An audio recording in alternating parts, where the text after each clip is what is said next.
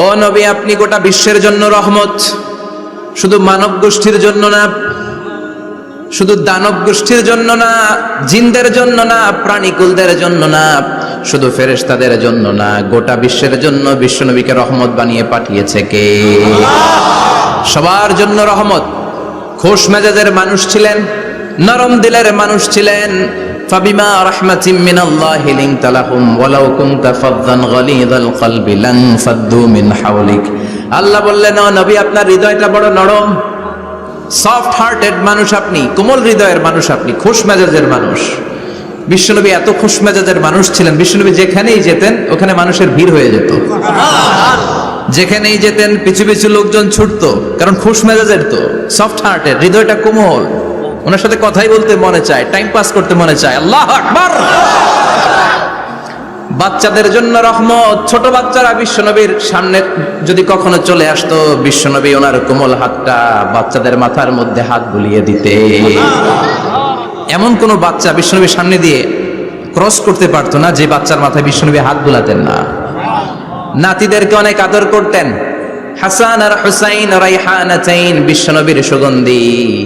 হাসান বিশ্বনবীর কোলে উঠলে সাইয়েদনা হুসাইন কোলে ওঠার জন্য কান্না করতেন, আবার হুসাইন কোলে উঠলে হাসান কান্না করতেন। আবার সাইয়েদনা হাসান বিশ্বনবীকে ঘোড়া বানিয়ে বিশ্বনবীর পিঠের উপরে বসে বিশ্বনবীর চুল ধরে টেনে টেনে খেলা করতে। বিশ্বনবী ঘোড়া, আর ঘোড়ার বাদশা হচ্ছে হাসান। সুবহানাল্লাহ পড়বেন না? কি খুনসুটি, কি সম্পর্ক! স্ত্রীদের সাথে ভালো আচরণ, কম্প্যানিয়ন্স যারা আছে সাথীদের সাথে ভালো আচরণ, সবার সাথে ভালো আচরণ, সবার জন্য রহমত। এজন্য আল্লাহ বললেন, ওয়ামা আরসালনাকা ইল্লা রাহমাতাল লিল আলামিন। I have sent you as a mercy for the entire universe. ও নবী, আপনি সবার জন্য রহমত, আপনি সবার জন্য কল্যাণ। আপনার মধ্যে রহমতের বাড়িধারা এত বেশি, আপনি হ্যাঁ বললে শরীয়তের হুকুম হালাল হয়ে যায়, আপনি না বললে শরীয়তের হুকুম হারাম হয়ে যায়। আবার আপনি আঙ্গুল তুললে চার দুই ভাগ হয়ে যায়, জমিন থেকে পা তুললে আপনি আকাশে মেরাজে চলে যান। কি স্ট্যাটাস! কুড ইউ ইমাজিন কি স্ট্যাটাস আল্লাহ ওনাকে দিয়েছে! উনি হ্যাঁ বললে এটা হালাল, কারণ কোনটা হালাল কোনটা হারাম এটা ওনার কাছ থেকে জেনেছে। উনি যদি বলে ইয়েস, করতে পারবেন আপনারা, হালাল, কোটি কোটি মানুষের জন্য পারমিসিবল, লিগ্যাল। উনি যদি বলেন নো, আমাদের সবার জন্য এটা হারাম, কোটি কোটি মানুষ আর করতে পারবো না। আঙ্গুল তুলেছেন, চার দুই ভাগ হয়েছে, পা তুলেছেন, মেরাজে চলে গিয়েছে। আল্লাহু আকবার। তার মানে এমন নবী যে নবীর হা এবং না এগুলো শরীয়তের দলিল, ঠিক কিনা? এ নবী এমন নবী, এ নবীরে বাদ দিলে কোরআন বোঝা যায় না, এ নবীরে বাদ দিলে হাদিস বোঝা যায় না, এ নবীরে বাদ দিলে নামাজ বোঝা যায় না, ঠিক কিনা? কারণ কেমন করে নামাজ পড়তে হবে এই নবী আমাদেরকে হাতে কলমে শিখিয়েছে। সল্লু কামা রাআইতুমুনি উসাল্লি, আমি যেমনি সালাত পড়ি তেমনি পড়ো। বিশ্বনবী যেমন শিখিয়েছেন তার বাইরে অন্য কোন নিয়মে সালাত পড়লে হবে নাকি? কথা বলেন। ফজরের সালাত 2 রাকাত, আপনি যদি পড়েন 3 রাকাত, কবুল হবে নাকি? 4 রাকাত পড়লে, 6 রাকাত, 12 রাকাত এরকম পড়লে মায়ের আসনা নাই, কবুল হবে না। অনেক বেশি পড়েছেন, সময়ও দিয়েছেন বেশি, কবুল হবে না। কেননা বিশ্বনবী যেভাবে শিখিয়েছে ওইভাবে পড়েন নাই তো, ঠিক কিনা? আবার বিশ্বনবী যেমন রোজা রেখেছেন তেমন রাখতে হবে। কেমন করে রোজা রাখতে হয় বিশ্বনবী শেখালেন। ফজর থেকে শুরু করে সন্ধ্যা পর্যন্ত রোজা রাখবেন।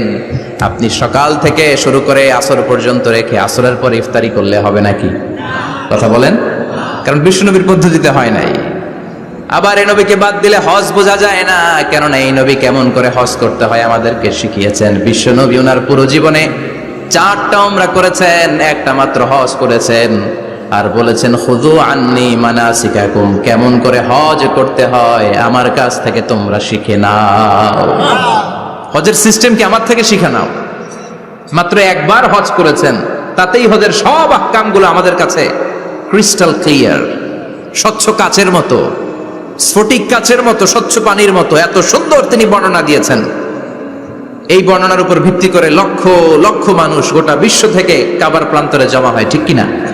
মাসাবাতান লিন্নাসি ওয়া আমনা, গোটা বিশ্বের মানুষের মিলন কেন্দ্র।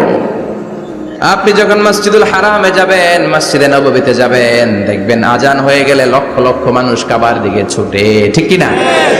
আজান হওয়ার সাথে সাথে সারে আল হিজরা দিয়ে, জারওয়াল দিয়ে, গাজ্জা দিয়ে, আজিয়াদ রোড দিয়ে পঙ্গপালের মতো মানুষগুলো কাবা কেন্দ্রিক হতে শুরু করে। কারণ কাবা হচ্ছে অ্যাসেম্বলি পয়েন্ট, গ্যাদারিং পয়েন্ট, এটা মিলন কেন্দ্র। এই কাবাকে কেন্দ্র করে প্রতিদিন লক্ষ লক্ষ মানুষের মিলন মেলা বসে। চিল্লায় বলেন ঠিক কিনা? কেমন করে হজ পালন করবেন বিশ্বনবী শেখালেন। কারণ বিশ্বনবীরে বাদ দিলে হজ বোঝা যায় না। তার মানে বুঝলাম উনি হ্যাঁ বললে হালাল, না বললে হারাম। উনারে বাদ তো কোরআন বাদ, উনি বাদ তো হাদিস বাদ। কথা বলেন? উনি বাদ তো নামাজ বাদ, উনি বাদ তো রোজা বাদ, উনি বাদ তো হজ বাদ। এজন্য উনারে বাদ দিলে কোরআন বোঝা যায় না, নামাজ বোঝা যায় না, উনারে বাদ দিলে হজ বোঝা যায় না। তাই উনার সাথে যারা বেয়াদবি করবে ওদেরকেও এমনি এমনি ছেড়ে দেয়া যায় না। বিশ্বনবীর সাথে যদি বেয়াদবি করে এটা অনেক বড় ধরনের বেয়াদবি, এটা রাষ্ট্রীয় আইন করে ওকে শাস্তি দিতে হবে, ঠিক কিনা? বিশ্বনবীর বিরুদ্ধে যদি ব্লগে কিছু লিখে, কেউ ব্লগ লিখে, বিশ্বনবীর পারিবারিক জীবন নিয়ে যদি কেউ কটু কথা বলে, বাজে মন্তব্য করে, বিশ্বনবীর ব্যাপারে যদি শাহবাগের চত্বর থেকে, প্রজন্ম চত্বর থেকে কোনো কথা বলে, ওই বেয়াদবগুলারে ফাঁসির রশিতে ঝুলানোর দরকার আছে না নাই? Very sensitive issue. বিশ্বনবীর সম্মান গোটা উম্মার সম্মান। কারণ বিশ্বনবী বাদ তো পুরো ইসলাম বাদ। এজন্য আমার নবীর বিরুদ্ধে কথা বললে ওর সাথে আমাদের কোনো কথা নাই। চিল্লায় বলেন ঠিক কিনা? এই সেনসিটিভ ইস্যুতে আমরা সবাই এক। এখানে জামাত ইসলাম নাই, হেফাজতে ইসলাম নাই, তাবলীগ নাই, আলিয়া নাই, কওমি নাই। বিশ্বনবীর সাথে বেয়াদবি করলে ওগুলোকে রাষ্ট্রীয়ভাবে ফাঁসি দেওয়ার দরকার, শাস্তি দেওয়ার দরকার আছে না নাই? সবাই একমত? এই বেয়াদবগুলোর সাথে আমাদের কোনো সম্পর্ক নাই। চিল্লায় বলেন ঠিক কিনা? এই বেয়াদবগুলো যদি নবীর ব্যাপারে আর কিছু বলে সবাই মাঠে নামতে রাজি আছেন তো? এদের বিরুদ্ধে মুষ্টিবদ্ধ হাত নিয়ে ময়দানে থাকতে রাজি আছো তো মুসলমান? কারা কারা রাজি হাত তুলে আল্লাহর দেখা।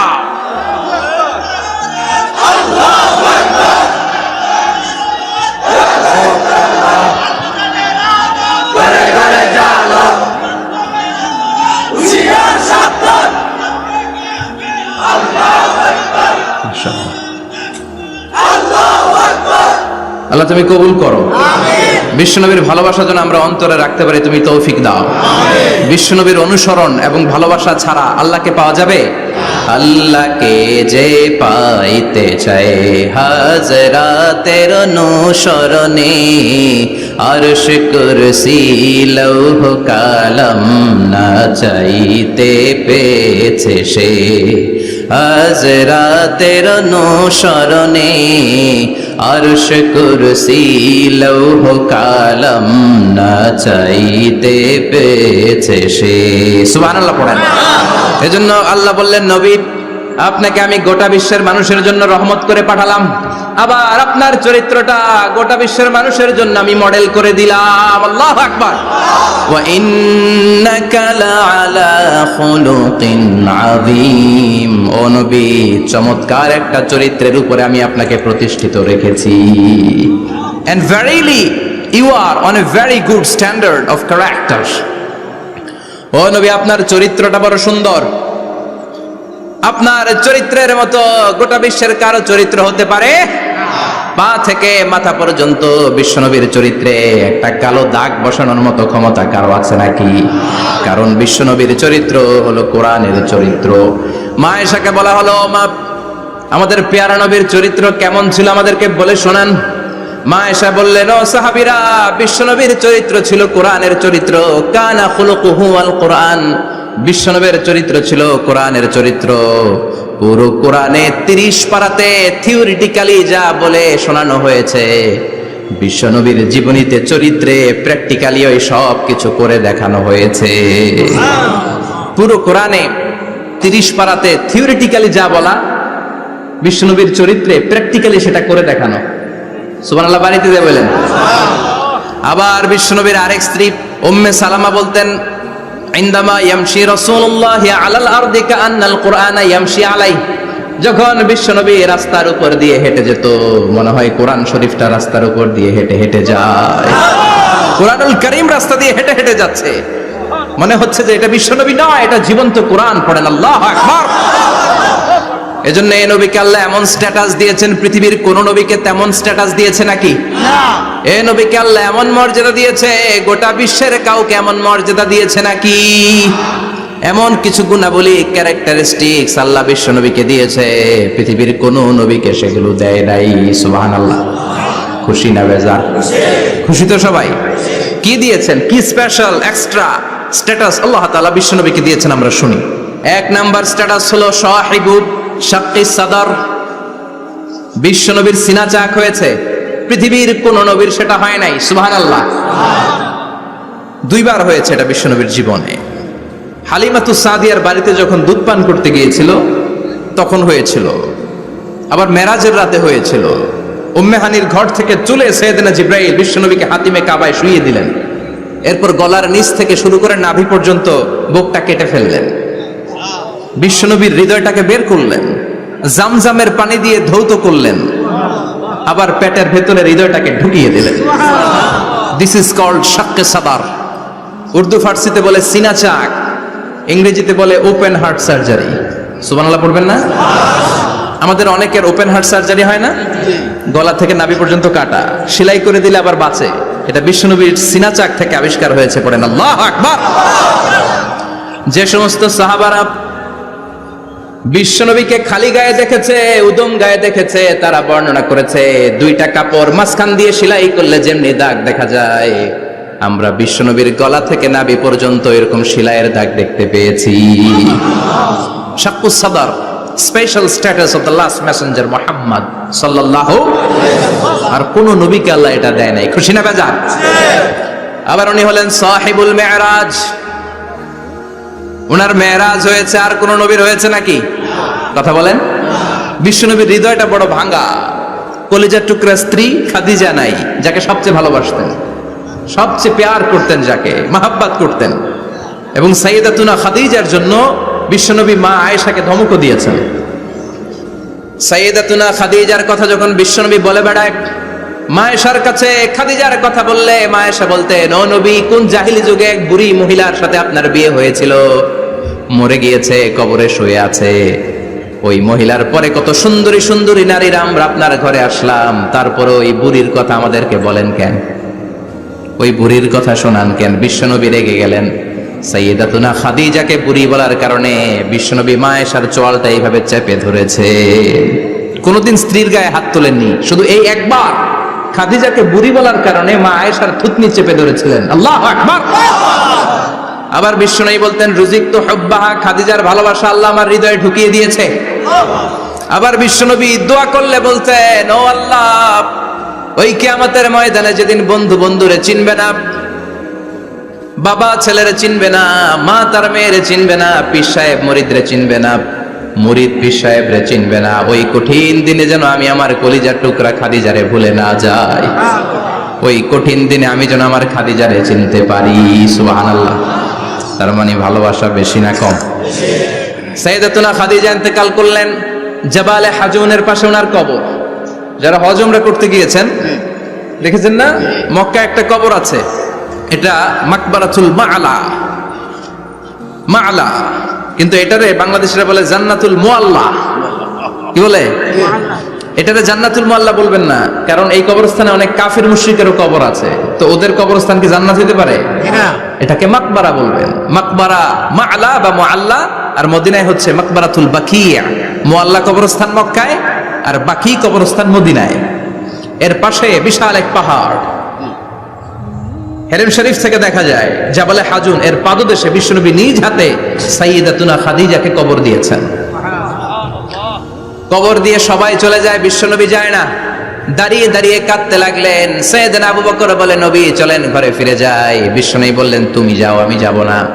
যেই মহিলাটাকে এইমাত্র কবর দিলাম সাধারণ মহিলা না, আমার বিপদের দিনের সঙ্গিনী খাদিজা। আজীবন আমাকে ছাতার মতো শেল্টার দিয়েছে, সমস্ত সম্পদ আমার পায়ের সামনে বিছিয়ে দিয়েছে রে আবু বকর। কি প্যার করতেন বিশ্বনবীকে। সাইয়েদাতুনা খাদিজা ইন্তেকাল করলেন, চাচা আবু তালেব ইন্তেকাল করল। দাওয়াত দেওয়ার জন্য বিশ্বনবী ওই তায়েফের ময়দানে গেলেন, তায়েফের ছেলেরাও পাথর মেরে বিশ্বনবীর দেহটারে ঝাঁঝরা করে দিল। বলেন ঠিক কিনা? খেয়ে না খেয়ে দিন প্রচারের কাজে নিজেকে দিয়েছ বিলিয়ে, তায়েফের কাফিরেরা চিনল না সে আলো, দুষ্ট ছেলেদের পিছু দিল লেলিয়ে। পাথরের আঘাতে ক্ষত বিক্ষত হয়ে সারা শরীর থেকে রক্ত ঝরে। হে রাসূল তোমাকে ভুলি আমি কেমন করে, হে রাসূল তোমাকে ভুলি আমি কেমন করে। ঠিক কি না? খাদিজা নাই, আবু তালেব নাই, তায়েফে যে মার খেয়ে আসলেন, অন্তরটা একেবারে ভাঙা, আর মন বসে না, কিচ্ছু ভাল লাগে না। বিশ্বনবীর মনের ভেতরে হাহাকার। বিশ্বনবীর মনে হলো ডানে বায়ে দুনিয়ায় আমার মনে হয় কেউ নাই। বিশ্বনবী দুনিয়ায় বসে কষ্ট পায়, আরশের উপর থেকে এগুলো দেখে কে? আল্লাহ প্ল্যান করছেন কেমন করে আমার বন্ধুর মনটারে ভালো করা যায়। বিশ্বনবীকে স্পেশাল সারপ্রাইজ দেওয়ার জন্য আল্লাহ প্ল্যান করলেন। জিব্রাইল ডেকে বললেন, ও জিব্রাইল, আমার পেয়ারা নবীকে স্পেশাল সারপ্রাইজ দিব, কিন্তু এই সারপ্রাইজের গিফটটা তোমার হাত দিয়ে আমি দিতে চাই না, তুমি দিয়ে আসলে হবে না। আমার পেয়ারা নবীকে দুনিয়া থেকে টান দিয়ে আমার আরশের উপরে নিয়ে আসো। সাহিবুল মেরাজ, যেই নবীর মেরাজ হয়েছে আর কোন নবীর হয় নাই। এই মেরাজ করতে যে কত কাণ্ড, কত প্ল্যান প্রোগ্রাম আল্লাহর। টাইমের স্পিডকে আল্লাহ থামিয়ে দিলেন। মক্কা থেকে উঠিয়ে বিশ্বনবীকে এক মরুভূমিতে রাখা হলো রাতে। বললেন দোয়া করেন। দোয়া করে বিশ্বনবী বললেন, ভাই জিবরাইল, এটা কোন জায়গা, কোথায় দোয়া করব? সাইয়েদনা জিবরাইল বলেন, নবী, কিছুদিন পরে এই জায়গায় আপনি হিজরত করে আসবেন, এই জায়গার নাম ইয়াসরিব, মদিনা। দোয়া করলেন। আবার সেখান থেকে তুলে এক পাহাড়ে রাখা হলো, নবী দোয়া করেন। দোয়া করে নবী বললেন, এটা কোন পাহাড়? অন্ধকার, আমি তো কিছু চিনি না। সাইয়েদনা জিবরাইল বললেন, নবী, এটা সাধারণ পাহাড় নয়, এই পাহাড়ের কথা আল্লাহ কোরআনে বলেছেন, এই পাহাড়ের কসম আল্লাহ কোরআনে খেয়েছেন। এই পাহাড়টা হলো আপনার ভাই মুসার পাহাড়, তুর পাহাড়। তুর পাহাড়ে তিনি দোয়া করলেন। কত কিছু করে বিশ্বনবীকে আল্লাহর আরশে নিয়ে যাওয়া হলো। সাহিবুল মেরাজ। বিশ্বনবী ছাড়া আর কোন নবীর কি এরকম মেরাজ হয়েছে? সবাই বলেন হয়েছে। এরপর উনি হলেন সাহিবুস শাফা, শাফাতের মালিক। বিশ্বনবী ছাড়া কিয়ামতের ময়দানে কেউ আমাদের জন্য সুপারিশ করতে পারবে না। পাগল হয়ে যাব আমরা। সূর্যটা মাথার কাছে, ক্ষুধায় তৃষ্ণায় জিহ্বাটা কুকুরের মতো বের হয়ে ঝুলতে থাকবে। মাথার মগজগুলো গলে গলে নাকের ছিদ্র দিয়ে, কানের ছিদ্র দিয়ে বেয়ে বেয়ে পড়তে থাকবে। বাবা ছেলের দেখলে দিবে দৌড়, বলবে চিনি না, ইয়া নাফসি, আল্লাহ আমারে বাঁচাও। ঠিক কিনা? পীর সাহেব মুরিদ রে বলবে চিনি না, মুরিদ পীর সাহেব রে বলবে চিনি না, ভাই ভাইরে চিনবে না। সব নবী আর সব উম্মতের একটাই জিকির, ইয়া নাফসি, ইয়া নাফসি। নবীও জিকির করে ইয়া নাফসি, উম্মতও জিকির করে। সবাই সাইয়েদনা আদম রে ধরবে, সাইয়েদনা আদম বলবে আমি পারবো না। নূহের কাছে যাও, সাইয়েদনা নূহ বলবে পারবো না। ইব্রাহিমের কাছে যাও, সাইয়েদনা ইব্রাহিম বলবে পারবো না। মুসা আলাইহিস সালামের কাছে যাও, মুসা আলাইহিস সালাম বলবেন পারবো না। ঈসা আলাইহিস সালামের কাছে যাও, সাইয়েদনা ঈসা আলাইহিস সালাম বলে এত জায়গায় ঘুরে লাভ নাই, জায়গা মতো যাও মিয়া, জায়গা মতো যাও। মাকামে মাহমুদে বিশ্বনবীকে সেজদায় পড়ে থাকতে দেখবা। ওই নবী ছাড়া আজকের এই ভয়ঙ্কর আমাদের সবার বিপদের দিন। এই বিপদের দিনে আল্লাহর সামনে দাঁড়িয়ে কথা বলার মতো সাহস আজকে কারো নাই। বিশ্বনবী কাঁদতে থাকবেন, সেজদায় পড়ে কাঁদবেন। সবার জিকির ইয়া নাফসি, ইয়া নাফসি। বিশ্বনবীর জিকির ইয়া উম্মতি। কাঁদতে কাঁদতে নবী আমার বেহুশ। সবাই বিশ্বনবীর চারদিকে দাঁড়িয়ে থাকবে গোল হয়ে। আমার নবী মাকামে মাহমুদে সেজদায় পড়ে থাকবে। বিশ্বনবীর কান্না দেখে আল্লাহর সহ্য হবে না। আল্লাহ বলবে না, নবী ইরফা রাসাক, মাথা উঠান, আর সইতে পারি না। সাল তুতা, এবার চান, কি লাগবে আপনার সব দেব। ওয়াশফা তুশাফা, যার জন্য সুপারিশ করবেন তাকেই জান্নাত দিয়ে দেব। বিশ্বনবী বলেন, লিকুল্লি নবিয়্যিন দাওয়া মুস্তাজাবা। সব নবীর দুনিয়াতে একটা স্পেশাল দোয়া ছিল, এটাকে বলে দাওয়া মুস্তাজাবা। এই দোয়াটা করলেই কবুল করে নিয়েছে কে? আল্লাহ।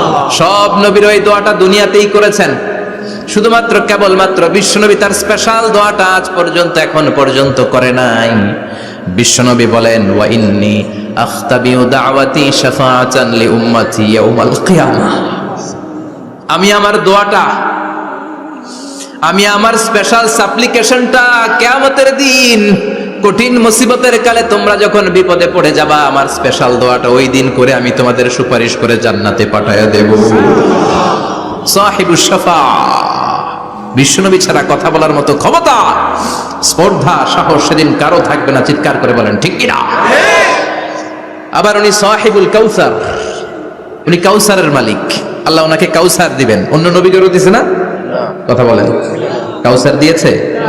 কি মজার পানি, আহলা মিনাল আসাল, মধুর চাইতেও মিষ্টি, সুইটার দেন হানি, মধুর চাইতেও মিষ্টি। আব্রাদু মিনাস সালজ, বরফের চাইতেও ঠান্ডা। আবিয়াদু মিনাল লাবান, দুধের চাইতেও সাদা। এক ঢোক যে পান করবে আজীবনের জন্য তৃষ্ণা চলে যাবে। সাহিবুল কাউসার, তৃষ্ণার চোটে আমরা পাগল পারা হয়ে বিশ্বনবীর কাউসারের দরবারে যাব। বিশ্বনবী পেয়ালার মধ্যে করে করে আমাদেরকে কাউসার পিলাবেন। এই কাউসারের ক্ষমতাও রব্বুল আলামিন পৃথিবীর কোন নবীকে দেন নাই। সব নবীরাও বিশ্বনবীর কাছে চেয়ে চেয়ে কাউসার সেদিন খাবে। সুবহানাল্লাহ পড়বেন না? সাহিবুল কাউসার, সাহিবুল মিরাজ, সাহিবুশ শাফাআ, সাহিবুল মাকাম আল মাহমুদ। আজানের পরে দোয়াতে বলি না, আতি মুহাম্মাদিনিল ওয়াসিলাতা ওয়াল ফাদিলা ওয়া বা'আথ মাকামান মাহমুদা। ও আল্লাহ, আমার নবীর আপনি মাকামে মাহমুদ দেন। মুফাসসিরিন ইকরাম, মুহাদ্দিসিন ইকরাম এই মাকামে মাহমুদ কি এটার ব্যাখ্যা করতে যে হয়রান হয়েছেন। কেউ বলেছেন কিয়ামতের ময়দানে বিশাল একটা সিংহাসন, কেউ বলেছে জান্নাতের মধ্যে একটা সিংহাসন, কেউ বলেছে না না, আমার আল্লাহর আরশের পাশে স্পেশাল একটা জায়গা আছে, ওই জায়গাটার নাম হলো মাকামে মাহমুদ। ওখানে বিশ্বনবী বসবেন। এই নবীর সাথে কারো স্ট্যাটাসের কোনো তুলনা চলে? কথা বলতে হবে। এই নবীরে গালি দিলে কলিজায় আগুন লাগে না? এই নবীর বিরুদ্ধে কথা বললে মুসলমান সইতে পারে? এমন স্ট্যাটাস আল্লাহ বানালেন, এত মর্যাদা আল্লাহ দিলেন, এত সম্মান দিলেন, গোটা বিশ্বের কোন নবীরে দেয় নাই। আবার বিশ্বনবী বলতেন, নুসিরতু বির-রু'বি মাসিরাতা শাহর, আমাকে আল্লাহ ভয় দিয়ে সাহায্য করেছেন। আমি যেই জায়গায় দাঁড়িয়ে থাকি, আমার ডানে বায়ে সামনে পেছনে 1 মাসের জায়গা পর্যন্ত কোনো কাফির আমার সামনে আসতে পারে না ভয়ে। 1 মাসের জায়গা পর্যন্ত কোনো কাফির যদি দাঁড়ায় থাকে, বিশ্বনবীর জন্য ভয়ে তার কলিজায় ধুকধুকানি শুরু হয়ে যায়। ধরেন আমি ওনারে ভয় পাই, কাছে আসলেই না ভয়, দূরে গেলে তো আমি পালোয়ান, ঠিক কিনা? উনি আছে কোম্পানিগঞ্জ বাজারের ওইদিকে, আমি এদিকে, আমি পালোয়ান, স্বাস্থ্যের সমস্যা নাই, ঠিক কিনা? কারণ কাছে নাই। কিন্তু বিশ্বনবী এমন পাওয়ারফুল ছিলেন, কাছে আর দূরে কোনো কথা না, ডানে বায়ে সামনে পেছনে 1 মাসের দূরত্ব। এই লোকেশনের মধ্যে যদি কোনো কাফির মুশরিকের ঠান্ডা বাচ্চা থেকে থাকে, বিশ্বনবীর ব্যাপারে ভয় তাদের অন্তরের মধ্যে ঢুকিয়ে দেয় কে? এজন্য বিশ্বনবীর সাথে কারো মর্যাদার কোনো তুলনা চলে না। বিশ্বনবী আমাদের মডেল। আমাদের মডেল কে? কথা বলেন, সবাই বলেন বিশ্বনবী। আপনাদের মনোযোগ আছে না গেছে? জিমাই পড়তেছেন মনে হয়। এটা কিন্তু ক্লাস। আমি সবসময় বলি আমার আলোচনা ক্লাসের মতো মনে করবেন, because I consider all the sitting person in front of me, beside me as a student. আমি যখন কথা বলি সবাইকে আমি স্টুডেন্ট ভাবি, আমাকে শিক্ষক ভাবি। আমার আগে যিনি কথা বলেছেন তখন উনি ছিলেন আমাদের শিক্ষক, আমার পরে কেউ বললে উনি শিক্ষক, আমরা ছাত্র, ঠিক কিনা? কোরআনের ছাত্র হয়ে বাঁচলেও লাভ, মরলেও লাভ, ঠিক কিনা? হাতি মরলেও লাখ টাকা, ঠিক কিনা? কোরআনের স্টুডেন্ট বাঁচলেও লাভ, কোরআনের ছাত্র হয়ে মরলেও। এজন্য শেষ পর্যন্ত মনোযোগের সাথে কথাগুলো শুনতে হবে জীবন পরিবর্তন করার জন্য। রাজি আছেন তো? ঘুমে ধরে নাই তো? কষ্ট হলে আমাকে জানাবেন। কষ্ট হচ্ছে না তো? তাকবীর পড়েন, লিল্লাহে তাকবীর, লিল্লাহে তাকবীর। বিশ্বনবী আমাদের মডেল, ঠিক কিনা? সবাই একমত? দ্বিমত নাই কেউ? অন্য কেউ আমাদের মডেল নাই? শাহরুখ খান, আমির খান, সালমান খান, কেউ আমাদের মডেল না। আমাদের মডেল হচ্ছে বিশ্বনবী, ঠিক কিনা? এজন্য আসুন বিশ্বনবীর জীবনী থেকে কিছু মেসেজ আমরা নেই, কিছু শিক্ষা আমরা নেই, যাতে করে জীবনটাকে এনলাইটেন করা যায়, আলোকিত করা যায়। আমরা এই মাহফিলগুলোতে এসেছি আলোকিত হতে, নাকি? আলোকিত মানুষ হয়ে ফিরে যাব। এসে কিছু স্লোগান দিব, হুজুরের চেহারা দেখবো, হুজুরের সাথে মুসাফা করার জন্য, নো নো ওয়ে, এগুলোর জন্য মাহফিল নয়। Consider this program as a class, as a seminar.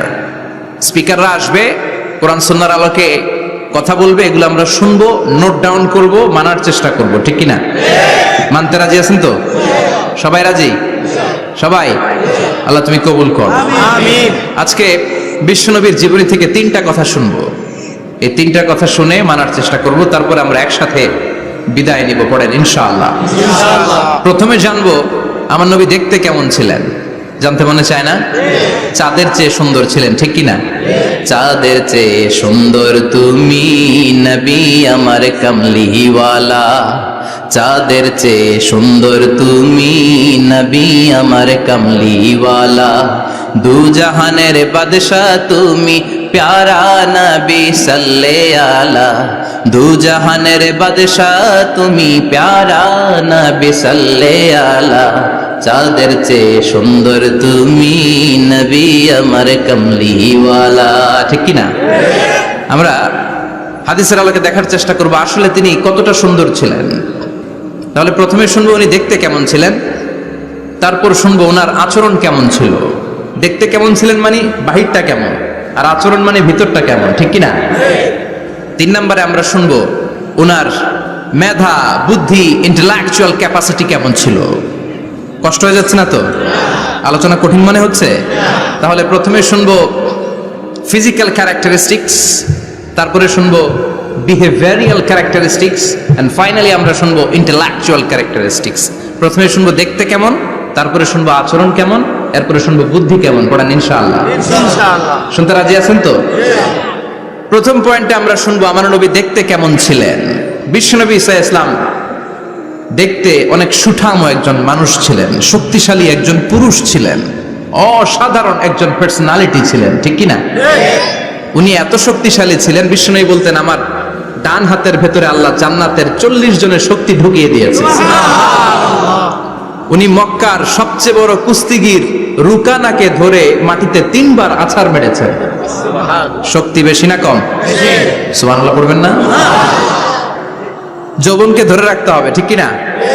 কারণ যুবকরা যদি ভালো পথে চলে ভালো থাকবে বাংলাদেশ, যুবক যদি পথ হারায় হায় হায় করবে বাংলাদেশ, ঠিক কিনা? যুবকদের মধ্যে আছে প্রাণ ঢালা শক্তি আর উচ্ছ্বাস, তাদের গায়ের রক্ত গরম, তারা চাইলে অনেক কিছু করতে পারে। এই যে কিছুদিন আগে কোটা বিরোধী আন্দোলন হলো, নিরাপদ সড়ক চাই আন্দোলন হয়েছে না? আমি অবাক হয়েছে, আমি মালয়েশিয়াতে ছিলাম, ছোট্ট ছোট্ট ছেলে মেয়েরা কেমন করে রাস্তায় চলতে হয়, দুঃখজনক হলেও সত্যি আমাদের পুলিশ পোশাকি বাহিনী করে দেখাইতে পারে নাই। ছোট্ট ছোট্ট শিশুরা আমাদেরকে লজ্জিত করেছে, চিৎকার করে বলেন ঠিক কিনা? কিন্তু এত সুন্দর ইনিশিয়েটিভ নেয়ার পরে আমাদের পক্ষ থেকে যে আচরণ পাওয়ার কথা ছিল এটা তারা পায় নাই। কথা বলেন। কিছুদিন আগে নোয়াখালী বিজ্ঞান ও প্রযুক্তি বিশ্ববিদ্যালয়ে আমি দেখে অবাক, সেখানকার যুবকরা ইনিশিয়েটিভ নিয়েছে যে হাজার হাজার ছেলে মেয়েরা ভর্তি পরীক্ষা দিতে আসবে, এদেরকে আমরা ফ্রিতে খাওয়াবো, ফ্রিতে থাকতে দেব। নোয়াখালী করে গালি দিয়েন না, আগে আগমত করে দেখা। অসাধারণ কাজ করেছে, গোটা বিশ্ব দেখেছে, ঠিক কিনা? কুমিল্লার সন্তানরাও পারে, চট্টগ্রামের ছেলেরাও পারে, বরিশালের ছেলেরাও পারে। যুবকদেরকে শুধু এক হতে দেয়া দরকার। যুবকরা যদি এক হতে পারে তাহলে সমাজে আর কোনো অন্যায় অনাচার থাকতে পারে না। বিশ্বনবী যখন যুবক একটা সংগঠন করেছিলেন, নাম হালাফুল ফুদুল। হালাফুল ফুদুল করেছিলেন, ওনার বয়সের 15-20 বছরের সবাইকে এক প্ল্যাটফর্মে নিয়ে এসেছেন, হাতে হাত রেখে শপথ করেছেন, দে টুক অ্যান ওথ, কোনো টেন্ডারবাজি চলবে না, চাঁদাবাজি চলবে না, মাস্তানি চলবে না, ইফটিজিং চলবে না, মেয়েদের ওন্না ধরে টানাটানি চলবে না, খাদ্যে ভেজাল চলবে না, ওজনে কম চলবে না, অন্যায়গুলো সমাজ থেকে দূর করে দিতে হবে। চিৎকার করে বলেন ঠিক কিনা? এজন্য যুবকরা যদি ইসলাম মানে ভালো থাকবে বাংলাদেশ, যুবকরা যদি কোরআন মানে নিরাপদে থাকবে আমার লাল সবুজের পতাকা। এজন্য যুবকদেরকে সংঘবদ্ধ হতে হবে, যুবকদের জন্য ইসলাম প্র্যাকটিস করার সুযোগ আমাদের জন্য বাড়াইতে হবে। এজন্য যুবক ভাইয়েরা অলওয়েজ কিপ ফিট, এক্সারসাইজ করবা, খেলাধুলা করবা, জিমনেশিয়ামে যাবা, কারণ আল মুমিন আল কবি খায়রুম মিনাল মুমিন আদ দাঈফ। বিশ্বনবী বলেছেন শক্তিশালী মুমিন দুর্বল মুমিনের চাইতে আল্লাহর কাছে অনেক বেশি প্রিয়। সুবহানাল্লাহ। কারণ আমরা যারা দুর্বল, জিহাদের ময়দানে আমরা এক দৌড় দিয়া বেহুশ, ঠিক কিনা? এই যে 71 সালে পাক হানাদার বাহিনীদের সাথে যুদ্ধ করছে কি বুড়া মানুষেরা? না, আমার দামাল ছেলেরা, যুবক ভাইয়েরা, বিশ্বনবী সাল্লাল্লাহু আলাইহি ওয়াসাল্লাম অলওয়েজ ফিট থাকতেন। ওয়া কানা কাফফুহু আলিয়ানু মিনাদ দিবাজ, বিষ্ণুবীর হাত, এই হাতের তালু রেশমের কাপড়ের চেয়েও বেশি সফট ছিল। Softer than silk, softer than silk, সিল্কের চাইতেও বেশি সফট। সিল্কের কাপড় চিনেন না? জর্জেটের কাপড়, ধরতে কোমল লাগে, মোলায়েম লাগে। বিষ্ণুবীর হাতের তালু এর চাইতে মোলায়েম। এই জন্য এই মোলায়েম হাত যদি কেউ মুসাফা করার সুযোগ পাইতো, কেউ আর হাত ছাড়তে চাইতো না। আর বিষ্ণুবীর অভ্যাস ছিলেন, বিশ্বনবী কারোর সাথে মুসাফা করলে, যার সাথে মুসাফা করেছেন উনি হাত টেনে না নিলে বিশ্বনবী ওনার হাত টেনে নিতেন না। আল্লাহু আকবার পড়বেন না? কি অসাধারণ ব্যক্তিত্ব ছিল, হাতের তালু ছিল সফটার দেন সিল্ক। ওয়া কানা রাবাআতাম মিনাল কওম লাইসা বিতাবিল ওয়ালা বিল কাসীর, বিশ্বনবী দেখতে একজন মাঝারি গড়নের লোক ছিলেন, খুব লম্বাও না খুব খাটোও না। খুব বেশি লম্বাদেরকে ভালো লাগে? কথা বলে তাকাইতে গেলে টুপি পরে যাওয়ার সম্ভাবনা আছে। খুব খাটো যারা, এদেরকেও কিন্তু দেখতে অতটা ভালো লাগে না। বিষ্ণুনবী ছিলেন ব্যালেন্সড, মাঝারি ধরনের, লাইসা বিতাবিল ওয়ালা বিল কাসীর। কিভাবে আল্লাহ চুজ করেছেন ওনার প্যারা হাবিবকে, পড়েন সুবহানাল্লাহ। ওয়া কানা আযহারাল লাউন, ফর্সা রঙের মানুষ ছিলেন, ব্রাইট কালার। কি কালার? Bright colour. সিভি যারা লিখেন কারিকুলাম ভিটা, ওইখানে স্কিন কালার লিখতে হয়। আপনি কি ফর্সা না কালো? কালো হলে ব্ল্যাক কালার, ফর্সা হলে ব্রাইট কালার। বিষ্ণুনবী ছিল ব্রাইট কালার, ফর্সা রঙের মানুষ। কতটা সুন্দর ছিলেন! অনেকে বলে সাইয়েদনা ইউসুফ আলাইহিস সালাম বেশি সুন্দর। না না, বিশ্বনবী সাইয়েদনা ইউসুফ আলাইহিস সালামের চেয়ে অনেক গুণ বেশি সুন্দর ছিলেন। বিশ্বনবী বলতেন আনা মালিহুন ওয়া আখি ইউসুফ সাবিহুন, আমি বিশ্বনবী মালিহ। আলেম যারা আছেন উত্তর দেন আরবিতে। মিলহুন মানে কি? লবণ। তার মানে মালিহ মানে লাবণ্যময়। বিশ্বনবী লাবণ্যময় সুন্দর ছিলেন, আর ইউসুফ আলাইহিস সালাম সাদা সুন্দর ছিলেন। এদিকে লাবণ্যময়, এদিকে সাদা, কোনটা ভালো লাগবে? কথা কোন? তার মানে বিশ্বনবীর গায়ের স্কিন ছিল ব্রাইট কালার, ফর্সা রঙের মানুষ ছিলেন, মাঝারি সাইজের মানুষ ছিলেন, সিক্স প্যাকের মানুষ ছিলেন। ওয়া কুবিদা ওয়া লাইসা ফি রাসিহি ওয়া লিহিয়াতিহি 20 শা'রা বাইদা, ইন্তেকালের আগে দাড়ি আর চুল মিলে 20টা দাড়ি চুলের বেশি পাকে নাই। সুবহানাল্লাহ পড়বেন না? দাড়ি আর চুল মিলে মোট পাকছিল কয়টা? অনেকে বলে হুজুর স্বপ্নের ব্যাখ্যা দেন। কি স্বপ্ন দেখেছেন? তিনি বললেন আমি স্বপ্নে দেখেছি একজন লোক আল্লাহ রাসূলের কবর থেকে উঠে এসেছে। তাই নাকি? উনি জানতে চাচ্ছে যে এটা আল্লাহ রাসূল কিনা। আমি বললাম চেহারা কেমন দেখেছেন? বলে হুজুর আমি দেখলাম ধবধবে সাদা দাড়ি, ধবধবে সাদা চুল। তার মানে উনি কি আল্লাহ রাসূলকে দেখেছে? না, আল্লাহ রাসূলের ধবধবে সাদা চুল ছিল না, ধবধবে সাদা দাড়ি ছিল না। ইন্তেকালের আগে দাড়ি আর চুল মিলে পাকছিল কয়টা? কোম্পানিগঞ্জের ভাইয়েরা মনে থাকবে? দাড়ি আর চুল মিলে পেকেছিল কয়টা? কেমন করে পাকবে? উনি তো জাইতুনের তেল মালিশ করতেন। সুবহানাল্লাহ। এজন্য আল্লাহ কসম করে বললেন ওয়াত-তিনি ওয়াজ-জাইতুনি ওয়া তুরি সিনিন ওয়া হাদাল বালাদিল আমিন। তিন ফলের কসম, জাইতুনের কসম।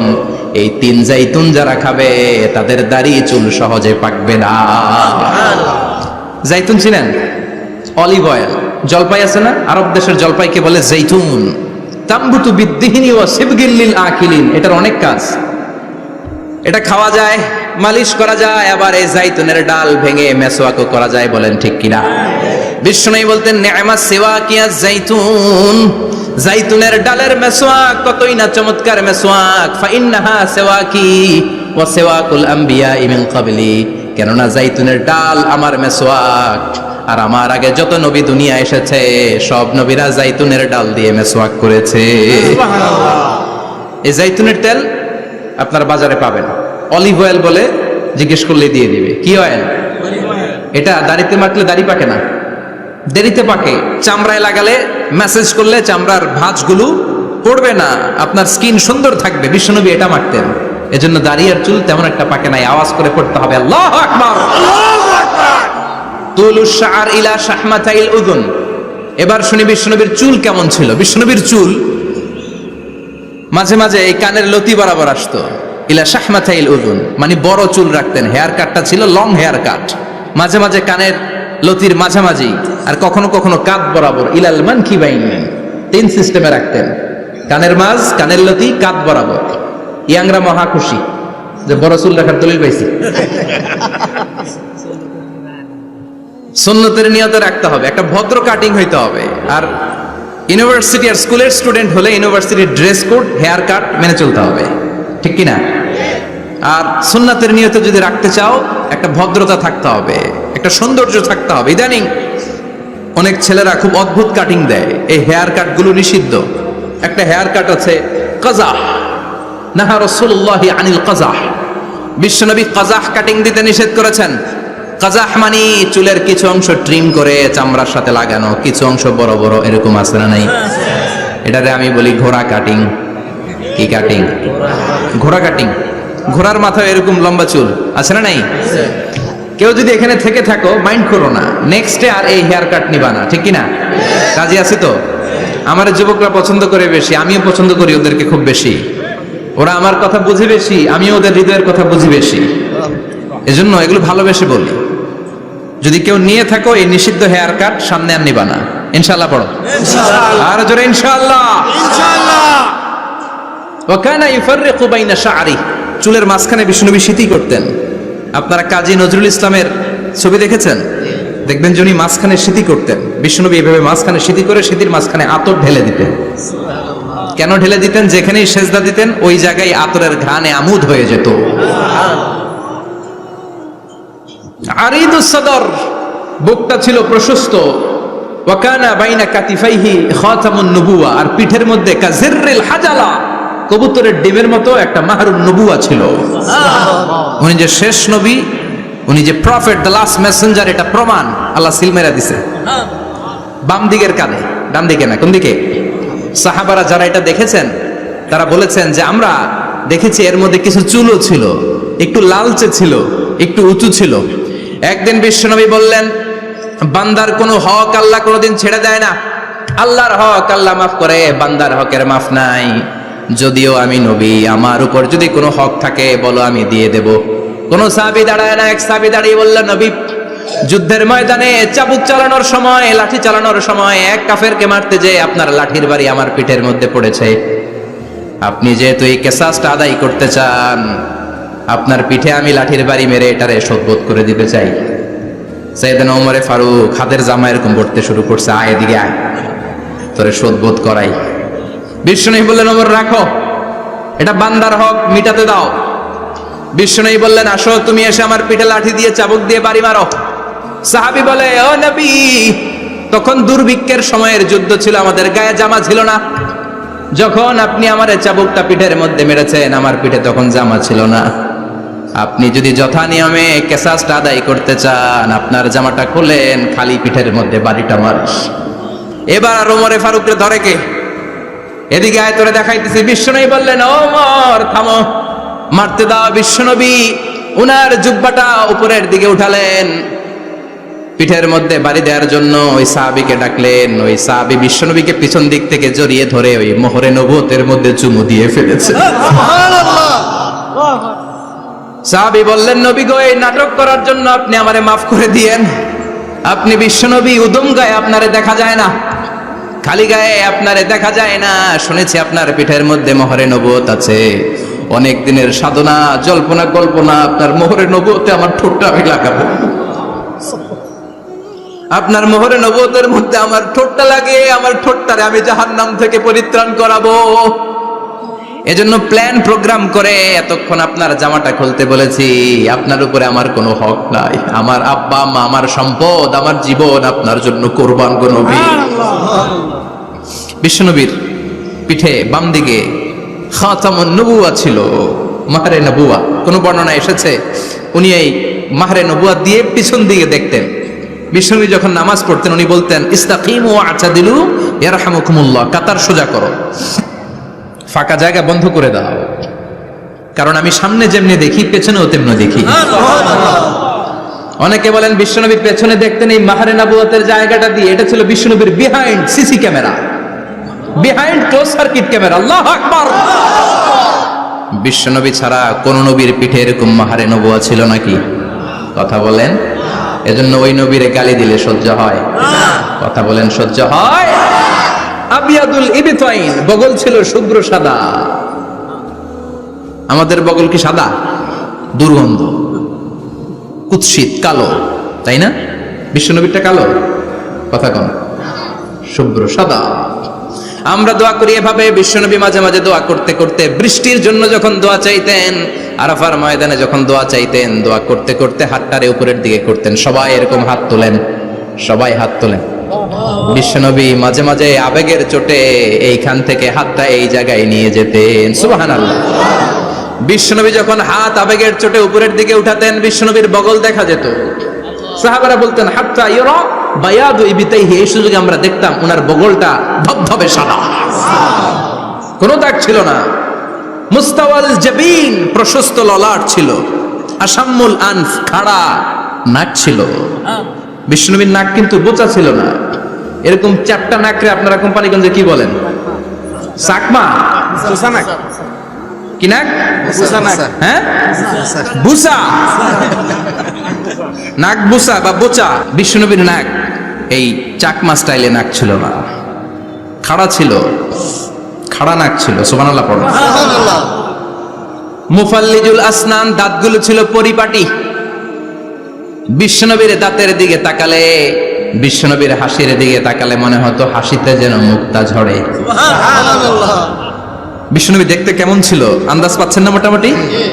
এই চমৎকার দেহটা নিয়ে যখন আয়নার সামনে দাঁড়াতেন, বিশ্বনবী জোস জোস পোজ দিতেন না। এখনকার ছেলেপেলেরা বলে আয়নার সামনে দাঁড়াইয়া দেই জোস জোস পোজ, আছে না নাই? বিশ্বনবী জোস জোস পোজ দিতেন না।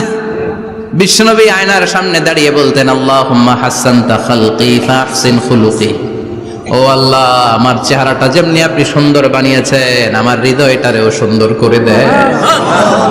What a attitude, what an attitude! কি অ্যাটিটিউড ছিল ওনার! আমরা আয়নার সামনে সেজে পড়ে দাঁড়ালে চুলকে সাইজ করি, পাং করি, স্টাইল করে, ডিজাইন করি। বিশ্বনবী সুন্দর চেহারাটা নিয়ে যখন আয়নার সামনে দাঁড়াতেন বলতেন আল্লাহ, আমার চেহারাটা যেমনি সাদা, হৃদয়টারেও সাদা করে দেন। কিছু মানুষ আছে চেহারা সাদা, হৃদয় কালো, আছে না নাই? কিছু মানুষ আছে চেহারাটা কুচকুচে কালো, অন্তরটা সাদা, এমন মানুষও আছে না নাই? বিশ্বনবীর ভেতরও সাদা, বাহিরও সাদা। সুবহানাল্লাহ, সুবহানাল্লাহ। আর এই সুন্দর সাদা দেহ নিয়ে আয়নায় দাঁড়িয়ে পড়তেন আল্লাহ, চেহারা যেমনি সুন্দর, চরিত্রটাও সুন্দর করে দেয়। এজন্য আয়নার সামনে দাঁড়িয়ে এই দোয়ার দরকার আছে না নাই? পড়তে রাজি আছেন? মনে থাকবে না মাহফিল শেষ ভুলে যাবেন? মনে থাকবে? আয়নার সামনে আপনি যখন দাঁড়াবেন, আপনার স্ত্রী যখন দাঁড়াবে, আপনার বাচ্চারা যখন দাঁড়াবে, বলে দিবেন বাবা আয়নার সামনে দাঁড়ানোর দোয়া পড়ো। কত অসাধারণ দোয়া! পড়েন আওয়াজ করে আমার সাথে, আল্লাহুম্মা হাসানতা খালকি ফাহসিন খুলুকি, আল্লাহুম্মা হাসানতা খালকি ফাহসিন খুলুকি। এর মানে আল্লাহ, আমার চেহারাটা করেছো সুন্দর, আমার আচরণ, আমার চরিত্রটাও সুন্দর করে দাও। চিৎকার করে পড়েন আমিন। তাহলে বিশ্বনবীর ব্যাপারে তিনটা কথা আমরা শুনবো বলেছিলাম, প্রথমটা শুনে ফেলেছি। মানে উনি দেখতে কেমন ছিল, উনি দেখতে কেমন ছিল, এর মধ্যে আমাদের আমলের কিছু নাই, শুধু বর্ণনা করা আর শোনা আর বিশ্বনবীকে ভালোবাসা, ঠিক কিনা? কারণ উনার না খাড়া, আমার তো খাড়া নাও হইতে পারে। উনি সুন্দর, আমি তো শ্যামলা হইতে পারি, কারণ এটা আল্লাহর দেয়া পরীক্ষা, ঠিক কিনা? দ্বিতীয় পয়েন্ট থেকে আমাদের আমল শুরু। দ্বিতীয় পয়েন্ট ছিল বিশ্বনবীর আচরণগত বৈশিষ্ট্য। আমার নবীর বিহেভিয়ার কেমন ছিল, কন্ডাক্ট সিস্টেম কেমন ছিল, ম্যানার কেমন ছিল, মানুষের সাথে কমিউনিকেশনটা কেমন ছিল, ব্যবহারিক জীবনটা কেমন ছিল, এগুলো আমল করার দরকার আছে না নাই? কষ্ট হচ্ছে? কষ্ট হচ্ছে? মনোযোগ আছে তো? মনোযোগ আছে না গেছে?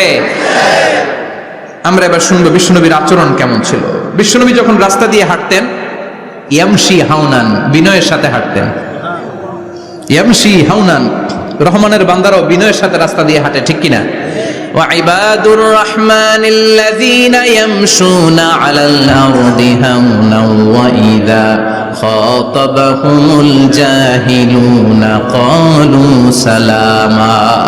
রহমানের বান্দারা যখন রাস্তা দিয়ে হাঁটে, বিনয়ের সাথে হাঁটে, তারা অহংকার প্রদর্শন করে না, মানুষের সাথে বিনয়ের সাথে রাস্তা দিয়ে হাঁটে। এজন্য রাস্তা দিয়ে যখন হাঁটবো বিনয়ের সাথে হাঁটবো। রাজি আছেন তো? নাকি অহংকার প্রদর্শন করে হাঁটবেন? বিশেষ করে যুবকেরা, 3-4 জন যুবক একসাথে হলে রাস্তায় ওদের আর কারো হুঁশ জ্ঞান থাকে না, পুরো দুনিয়াটাই মনে হয় দুনিয়াটাই আমার, আছে না নাই? না, মুরব্বীকেও সম্মান করবা, মহিলাদেরকে সম্মান করবা, তোমার জায়গায় তুমি হাঁটবা, ভদ্রভাবে হাঁটবা, ভদ্রভাবে হাঁটার দরকার আছে না নাই? উনি মুরব্বী, একদিন উনিও তোমার মতো যুবক ছিল, ঠিক কিনা? এই যে আমার কালো দাড়ি আজীবন কালো থাকবে? কথা বলেন। উনার সাদা দাড়ি ছোটবেলায় মনে সাদা দাড়ি নিয়ে আসছিল না? হ্যাঁ, উনিও একদিন তাগড়া যুবক ছিল, উনিও কোম্পানিগঞ্জ বাজারে দাঁড়ালে লোকজন তাকিয়ে থাকতো, ঠিক কিনা? তার মানে রং ধরা যৌবন জং ধরে শেষ। যৌবন সব সময় থাকে না, সার্টেন একটা পিরিয়ডের জন্য আল্লাহ দিয়েছে। এজন্য যুবক ভাইরা, তোমাদের রক্ত গরম, তোমাদেরকে বিনয়ী হতে হবে বেশি, ঠিক কিনা? রাজি আছো তো সবাই? বিশ্বনবী বিনয়ের সাথে হাঁটতেন। ওয়াকানা ইয়াতাবাসসাম, সবসময় মুচকি হাসতেন। কি করতেন? মুচকি হাসেন তো আপনারা? হাসেন না? মুচকি হাসবেন, কারণ মুচকি হাসতে পয়সা লাগে না। লাগে? মুচকি হাসি দেন তো একটা। এই যে সবার এখন মুচকি হাসি, পয়সা লাগছে? কথা কর। তাবাসসুমুকা ফি ওয়াজহি আখিকা সাদাকা, you smile to your brother, it's a charity. তুমি তোমার ভাইয়ের দিকে তাকিয়ে যে মুচকি হাসবে, এত সদকা দেওয়ার সওয়াব হয়ে যাবে। সুবহানাল্লাহ। বিশ্বনবী সব সময় মুচকি হাসতেন। হাসি 3 ধরনের, তাবাসসুম, দিহক, কাহকাহা। কাহকাহা মানে অট্ট হাসি, আলিফ লাইলার দত্তরা যেমন হাসি দেয় ওই হাসি। এটা নামাজের মধ্যে কেউ দিলে নামাজও শেষ, ওযুও শেষ। আর দিহক, হালকা আওয়াজে হাসি, সামান্য দাঁত দেখা যায় মাঝে মাঝে। বিশ্বনবী মজা করে এরকম হাসি দিতেন, কিন্তু সব সময় বিশ্বনবীর ঠোঁটের মধ্যে মুচকি হাসি লেগেই থাকতো। তাহলে আমরা বিনয়ের সাথে হাঁটবো, নাম্বার 1। নাম্বার 2, সবসময় মুচকি হাসবো। রাজি আছেন? ঘরে যেই স্ত্রীকে একটা মুচকি হাসি দিবেন, আজকে রাতেই দিবেন, যেই একটা মুচকি হাসি। রাজি আছেন? হ্যাঁ, ভালোবাসা বাড়াই দিবে কে? কথা কয় না। ভালোবাসার কথা আসলে আওয়াজ কমে যায়। ভালোবাসার কথাও কোরআনে আছে না নাই? আল্লাহু আকবার। আল্লাহ দাম্পত্য জীবনের ভালোবাসা তুমি বাড়িয়ে দাও, আমিন। ইযাল তাফাতা ইলতাফাতা জামিআন, ইযাল তাফাতা ইলতাফাতা জামিআন। বিশ্বনবীর যদি ডানে বায়ে কোথাও তাকানোর দরকার হতো, উনি আর চোখে তাকাতেন না। অনেকে এইভাবে বসে আছে, ডানে এমনে তাকায়, এমনে আছে না নাই? এইভাবে এমনে তাকায়, আছে না নাই? এভাবে তাকানো যাবে না। বিশ্বনবী ডানে তাকানোর দরকার হলে ইলতাফাতা জামিআন, অ্যাবাউট টার্ন, ঘুরে যেতেন, ঘুরে এইভাবে তাকাতেন। আবার বায়ে তাকানোর দরকার হলে বুকটা নিয়ে, শরীরটা নিয়ে ঘুরে যেতেন, এইভাবে তাকাতেন। সুবহানাল্লাহ পড়বেন না? আর চোখে তাকানো কি ভালো স্বভাব? বিশ্বনবী ইদাল তাফাতা ইলতাফাতা জামিআন, যেদিকে তাকাবেন ওদিকে ফুললি মনোনিবেশ করতেন, তারপরে তাকাতেন। সুবহানাল্লাহ পড়েন। সুবহানাল্লাহ। ওয়া কানা মুস্তাহিয়ান, লাজুক ছিলেন, বেশ লাজুক। এখন সমাজে লাজুকতা নাই, লাজ শরম আমরা হারাতে বসেছি, ঠিক কিনা?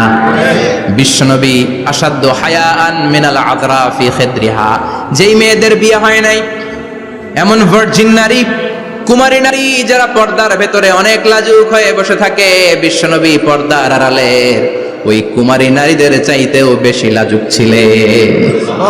এত লাজুক ছিলেন, এত লাজুক ছিলেন, লজ্জা পেলে চেহারাটা বিশ্বনবী লাল হয়ে যেত।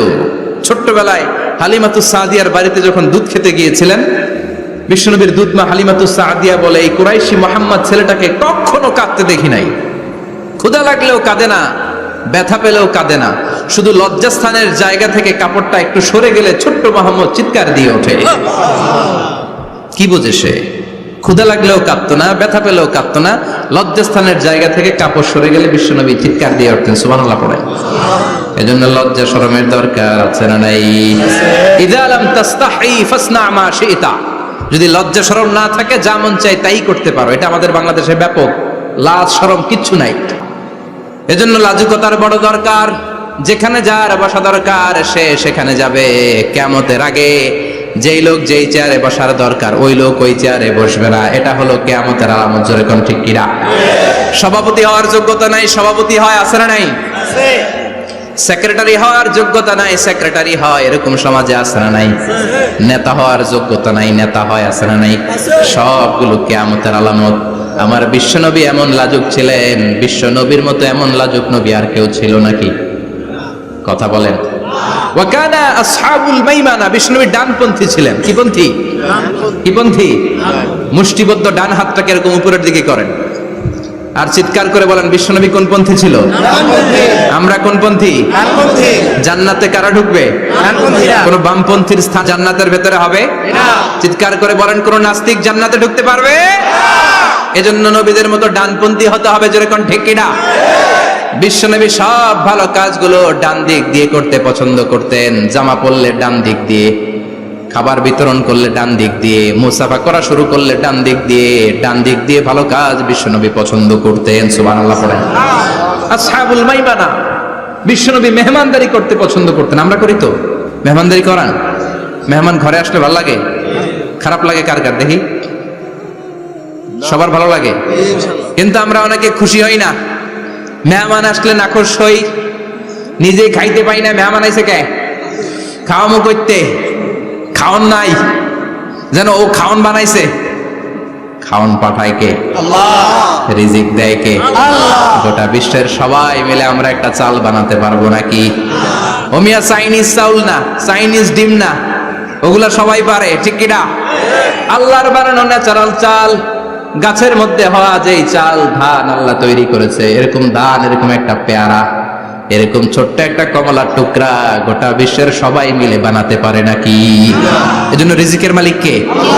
মেহমান আপনার রিজিকে ভাগ বসাতে আসে না, সে তো তার রিজিক নিয়ে আসে, সে আরো এসে আপনার রিজিকে বরকত ঢুকিয়ে দিয়ে যায়। চিল্লা এখন ঠিক কিনা? কারণ আমরা বরকতে বিশ্বাসী। বরকত বিশ্বাস করেন? 5 লাখ টাকা মাসে কামায়, ডাইন হাতে বা হাতে, আছে না নাই? হালাল হারাম ইচ্ছা মতো কামায়, মাস শেষে কিচ্ছু থাকে না, এরকম ডাকাইত আছে না নাই? হসপিটালের একটা বিল পরিশোধ করতে 3 লাখ চলে যায়, ঋণের বোঝায় জর্জরিত, রাতে ঘুম নাই, তার মানে বরকত নাই। আরেকজনের বেতন 20,000, কয় হাজার? বাড়ি ভাড়া 6,000, বাজার খরচ 6,000, ছেলে মেয়ের স্কুলের বেতন 6,000, বেড়ায় দান করে আরো 1,000, আরো থাকে। সুবহানাল্লাহ পড়েন। দিস ইজ কল্ড বারাকা। 20,000 বেতনের ভেতরে বারাকা ছিল। 5 লক্ষ ইনকাম, 1 টাকাও নাই, ঠিক কিনা? এজন্য কোটি টাকার মালিক দেখলে মনে করবেন না অনেক সুখ। এই দুনিয়ার জীবনটা ধোঁকা, মোহাচ্ছন্ন হয়ে আছি আমরা। এটা ধোঁকা, এটা মরিচিকা, এটা চাকচিক্যময় একটা জায়গা। মৃত্যুর পর মনে হবে একটা দুঃস্বপ্ন ঘটেছিল আমার, বিশাল এক জগৎ পড়ে আছে সামনে। দুনিয়াটাই ধোঁকা, দুনিয়াটাই মোহের জায়গা। আমরা সবাই মোহাচ্ছন্ন হয়ে আছি। দুনিয়ার উদাহরণ হলো 3টা লাশ আর 4টা স্বর্ণের টুকরার সমাজ। 3 জন যুবক কাজের জন্য বেরিয়েছে, পথিমধ্যে 4টা স্বর্ণের টুকরা পেয়েছে। যুবক কয়টা? স্বর্ণ পাইছে কয়টা? মহা খুশি, খুশিতে বাকবাকুম। 4টা স্বর্ণের বড় বড় টুকরা পেয়েছে। আমরা আজীবন খেলে বসে খেয়ে যেতে পারবো, কিচ্ছু লাগবে না আমাদের। 3 বন্ধু বলে ভাগ করি, আরেকজন বলে ক্ষুধা লাগছে। একজন যা বাজার থেকে রুটি কিনে নিয়ে আয়, খাওয়ার পরে ভাগ করবো। একজন রুটি কিনতে গেল, শয়তান 2টারে বুঝায়, ওইটারে মারতে পারলে ভাগ বাটোয়ারা সহজ হবে। তোরা 2 জন স্বর্ণ 4টা, তুই নিবি 2টা, ও নিবে 2টা। হিসাব সহজ না? 2 বন্ধু প্ল্যান করছে, ওইটারে মাইরা তুই 2টা, আমি 2টা। যেটা রুটি আনতে গেছে প্ল্যান করেছে, রুটির মধ্যে বিষ মিশায় নেই। কি মিশাবো? বিষ। তাহলে বিষ খাওয়া রুটি খেয়ে ওই 2টা সে সব পাবে, আমি পাবো। ভাগাভাগির কিছু নাই, সব যাবে আমার কাছে। 4টা স্বর্ণের টুকরার মালিক আমি। রুটির মধ্যে বিষ মেখে নিয়ে এসেছে। ওই 2 বন্ধু প্ল্যান অনুযায়ী ওইটারে ধরে মেরে ফেলছে। এবার মহা খুশি। এক বন্ধু কয়, এবার তো ভাগ বটরা আর কিছু নাই, তুই 2টা, আমি 2টা, আগে খাইয়া লইস। আগে খাওয়ার পরে এই 2টাও নাই। 3টা লাশ, 4টা স্বর্ণের টুকরা। এটাই তো দুনিয়ার জীবন, ঠিক কিনা? আসল জীবন কবর থেকে শুরু হবে, কোন ঠিক কিনা? একদিন মাটির ভেতরে হবে ঘরে, মন আমার কেন বাঁধো দালান ঘরে, মন আমার কেন বাঁধো দালান ঘর, ঠিক কিনা? দুনিয়ার জীবন আসল জীবন না, এটা মরিচিকা, এটা ধোঁকা, এটা মোহ, এটা শয়তানের চাকচিক্য। আসল জীবন কবরের জীবন। আসল জীবন সামনে পড়ে আছে, এজন্য বরকতে বিশ্বাস করি আমরা, ঠিক কিনা? ল্যান্ড ক্রুজার দাপিয়ে বেড়ায়, বড় বড় টাওয়ারের মালিক, অনেক সম্পদের মালিক। এটা দেখেই মনে করবেন না অনেক সুখে আছে, ঘরে যেয়ে দেখেন কোনো সুখ নাই, ঠিক কিনা? সাধারণত টাকা যার বেশি দুঃখ তার বেশি, টাকা যার কম সুখ তার বেশি। সুবহানাল্লাহ পড়েন। আল কানাআতু মিনাল ইসলাম। এজন্য আমার শ্রমিক ভাইয়েরা, আপনাদের এক পা জান্নাতে এমনি ঢুকে আছে।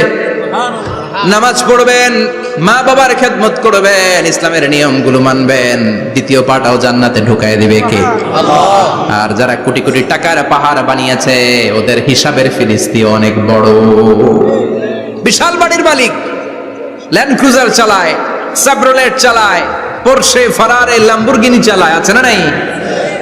ঘরে সুখ নাই, রাতে ঘুম নাই, টেনশন আর টেনশন, 4টা ট্যাবলেট খেয়ে আধা ঘন্টা ঘুমাতে পারে না, এরকম ধনী আছে না নাই? সব ধনীরা আবার এক পাল্লায় মাইপেন না। মাথার ঘাম পায়ে ফেলে যেই ধনী ব্যবসায়ীরা বড় লোক হয়েছে, ওদের ঘরে ঠিকই শান্তি আছে। তার মানে টাকা যার বেশি, ওষুধ তার বেশি, কিচ্ছু খেতে পারে না। দেখবেন ধনীদের খাবারের ডায়েটে থাকে ভেজিটেবলস আইটেম, ঠিক কিনা? এমনি হজম হয় না, আবার ডাক্তারের কাছে গেলে বলে কিচ্ছু খাবেন না, খালি ঘাস খাবেন। কি খাবেন? মানে ভেজিটেবল খাবেন, সবজি খাবেন তো সুস্থ থাকবেন, আছে না নাই? ঘুম নাই, শান্তি নাই। এই যে কোম্পানিগঞ্জ বাজারের যারা কুলি মজুর শ্রমিক, এদের ঘুমে ঝামেলা আছে? কথা বলেন। ধনী পয়সাওয়ালা কোটিপতি, সে ঘুমের ট্যাবলেট খায়, ঘুমের জন্য যে ট্যাবলেট লাগে রিক্সাওয়ালা ওইটাই জানে না, ঠিক কিনা? 1000 কোটি টাকার মালিক হলে বাড়ি কিনা যায়, গাড়ি কিনা যায়, সুখ কিনা যায় না। কোম্পানিগঞ্জ বাজারে সুখ বিক্রি হয় এমন দোকান আছে নাকি? কথা কন, একটাও নাই। কি করলেন আপনারা? সুখের দোকান দিতে পারলেন না? কি আজীব তামাশা! টাকা দিয়ে সুখ কিনা যায় না, গাড়ি কিনা যায়, বাড়ি কিনা যায়, কিন্তু সুখ নো ওয়ে, কেনা যায় না। টাকা হলে জাজিম কিনা যায়, বালিশ কিনা যায়, ঘুম কিনা যায় না। ঘুম কিনা যায়? ফার্মেসিতে ডাক্তারের কাছে যে যদি বলেন 2000 টাকার ঘুম দেন, দিবে? ডাক্তার কি বলবে? দূর মিয়া, আমারই ঘুম আসে না, তোমারে আমি ঘুম বিক্রি করব। আচ্ছা না নাই? শ্রমিক ভাই, রিক্সাওয়ালাদের ঘুমের ঝামেলা নাই, যেখানে রাই তো ওইখানে, যেখানে রাই তো ওইখানেই কাই। ওর মাথা লাগতে দেরি বিছানায়, নাক ডাকতে দেরি হয়, ওর নাকের ডাকের আওয়াজে ট্রাকের ইঞ্জিনও ফেল, ঠিক কিনা? এজন্য আমরা বরকতে বিশ্বাসী। অল্প খাবো, অল্প পড়বো, অল্প জমাবো, অল্পের ভেতর বরকত দিয়েছে কে?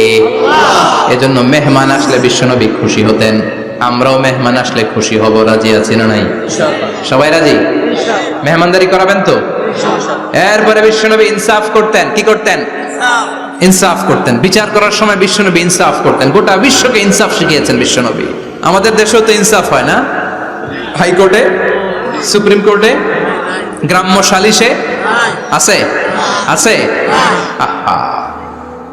আহকামুল হাকিমিনের দরবারে সবগুলো বিচার আবার বসবে। চিল্লায় বলেন ঠিক কিনা?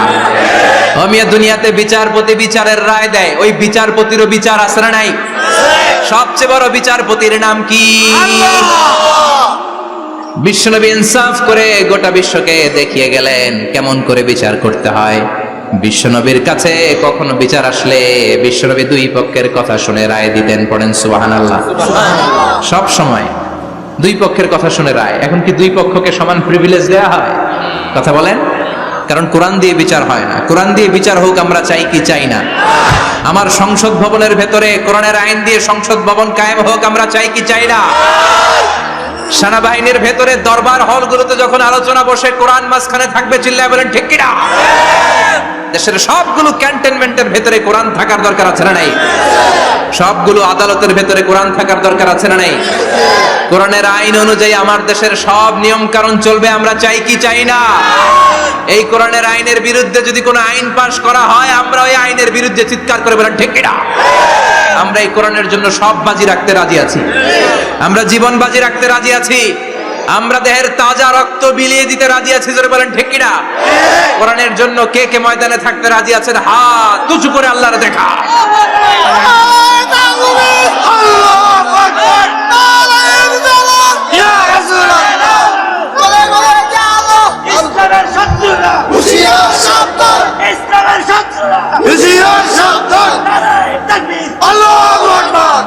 আল্লাহ কোরআনের জন্য যে ভালোবাসাটাকে তুমি কবুল করো, আমরা যেন দেখে যেতে পারি যে এই দেশে কালেমার পতাকা পতপত করে উড়েছে। আমরা যারা ইসলামের পক্ষে, এটাই আমাদের অপরাধ। আমরা ইসলামকে একটা বিজয়ী শক্তি হিসেবে দেখতে চাই, আমরা ইসলামকে পার্লামেন্টের ভেতরে দেখতে চাই, আমরা কালিমার পতাকা পতপত করে উঠছে এটা দেখে যেতে মরতে চাই। চিল্লায় বলেন ঠিক কিনা? বিশ্বনবী ইনসাফ শিখালেন, বিচার আসলে দুই পক্ষের কথা শুনতেন। বিশ্বনবীর স্ত্রী সাওদা এসে বলে, নবী আমি আপনার কুমারী বউ আয়েশার ঘরে তরকারি নিয়ে গিয়েছিলাম, ঝোল নিয়ে গিয়েছিলাম, কোন বর্ণনায় পায়েস নিয়ে গিয়েছিলাম। তরকারি দেওয়ার পরে আপনার স্ত্রী রেগে বলে, তরকারি দিলা কেন? আমি কি তরকারি রাঁধতে পারি না? আনলা কেন? রাগের চোটে তরকারির ঝোল নিয়ে পায়েস নিয়ে আমার গালের মধ্যে মাখিয়ে দিয়েছে আপনার বউ। আপনি তো শ্রেষ্ঠ বিচারক, ও নবী বিচার করে দেন। দুই বউয়ের মধ্যে ঝগড়া আছে না নাই? বিশ্বনবী সাউদার কথা শুনলেন, মা আয়েশাকে ডেকে পাঠালেন। মা আয়েশারে বললেন, ও আয়েশা আসলে এমনটা করেছো নাকি?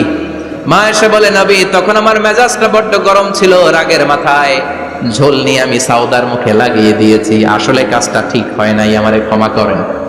বিশ্বনবী দুইজনের কথা শুনে ঠান্ডা হয়ে বসলেন। সুবহানাল্লাহ। একজনের কথা শুনে রায় দেয় নাই, ঠিক কিনা? দুইজনের কথা শুনে বিশ্বনবী বললেন, আমার আদালতের রায় হচ্ছে কিসাস, টিট ফর ট্যাট। যেমন করেছো তেমন, ঘুষি মারলে ঘুষি, গুতা মারলে গুতা, ঠেলা মারলে ঠেলা, আছে না নাই? সাউদাকে যেমনি তুমি পায়েস মাখিয়ে দিয়েছ, সাউদাও পায়েসের বাটি থেকে কিছু পায়েস নিয়ে আয়েশার গালে মাখো। সুবহানাল্লাহ পড়েন। সাউদাও বিশ্বনবীর রায় অনুযায়ী বাটি থেকে পায়েসের ঝোল নিয়ে মা আয়েশার গালের মধ্যে মেখে দিলেন। মা আয়েশা কি আর করবেন, হেসে দিলেন। সাইয়েদাতুনা সাউদাও হাসলেন, বিশ্বনবীও হাসলেন। আরশের উপর থেকে খুশি হয়ে গেল কে? আল্লাহ।